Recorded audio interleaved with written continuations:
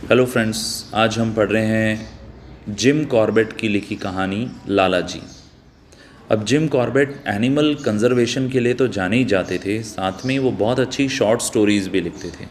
और उनका खुद का जंगली जानवरों के साथ में क्या किस्से रहे हैं, क्या एनेक्डोट्स रहे हैं, उनको उन्होंने लिखा है। वो उन कुछ फ्यू इंग्लिश राइटर्स में से थे जो इनोसेंट इंडियन विलेजर्स के वर्च्यूज़ के बारे में बताते थे, उनकी क्वालिटीज़ के बारे में बताते थे। उन्हीं में से एक कहानी है लाला जी, जो उनकी किताब माय इंडिया में से ली गई है। अब जो लाला जी हैं वो कोलेरा से मर रहे हैं, हैजा नाम की बीमारी से, एक रेलवे स्टेशन के पास में।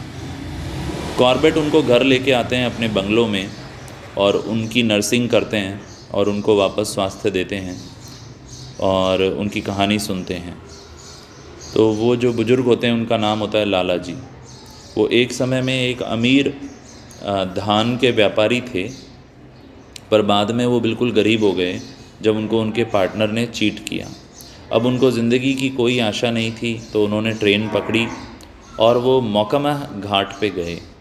वहाँ जब वो गए तो उनको हैजा हो गया और वो गंगा के किनारों पर रहे। वहीं उन्होंने प्रार्थना करी कि उनको मौत मिल जाए, बट कुछ समय बाद उनका स्वास्थ्य ठीक हो गया। अब लाला जी को कुछ पैसे जो कॉर्बेट के पास में थे वो उन्होंने दिए अपना नया बिज़नेस शुरू करने के लिए। अब लाला जी के पास 500 रुपये बचे थे और 1898 के समय ये कॉर्बेट की 3 महीने की टोटल सैलरी थी, जो कॉर्बेट ने एक अजनबी को दे दिए अपनी नई ज़िंदगी शुरू करने के लिए। तो ये तो था इसका इंट्रोडक्शन। अब हम इसकी स्टोरी को एक बार देखते हैं। तो जिम कॉर्बेट जब एक बार ड्यूटी कर रहे थे मोकामा घाट के ऊपर, तो उनको एक आदमी मिला, लाला जी, जिसको हैजा हो गया था, कॉलेरा हो गया था।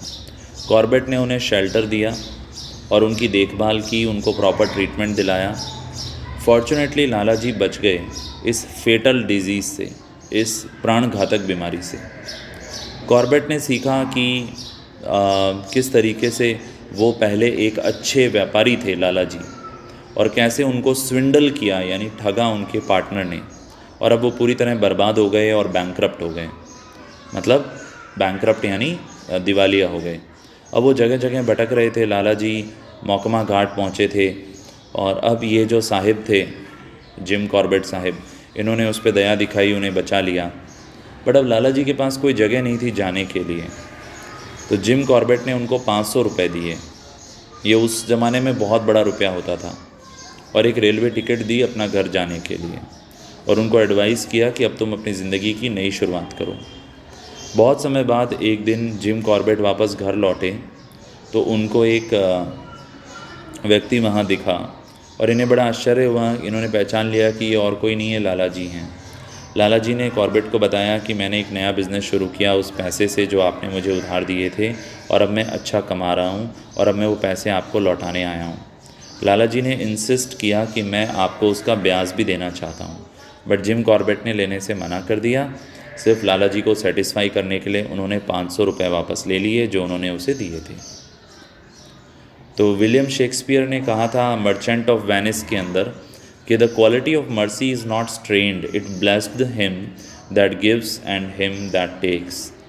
कि जो मर्सी की क्वालिटी है उसे छाना नहीं जा सकता। मर्सी आशीर्वाद देती है, जो इंसान मर्सी दिखाता है उस पर भी, और जिसे मर्सी मिलती है उसे भी। तो जिम कॉर्बेट ने भी इंसानियत के प्रति प्रेम की वजह से ही मर्सी दिखाई थी लाला जी पर, और लाला जी ने वापस अपना ग्रेटिट्यूड का फीलिंग उनको दिखाया। तो इस तरीके से जिम कॉर्बेट और लाला जी दोनों ही ब्लेस्ड हैं। आई होप ये स्टोरी आपको समझ में आ गई होगी। यदि चैनल पे नए हैं तो इसे सब्सक्राइब करें, लाइक करें, कमेंट बॉक्स के अंदर अपना फीडबैक ज़रूर दें। इजाज़त दें प्रतीक तंवर को, फिर मुलाकात होगी। Thank you so much.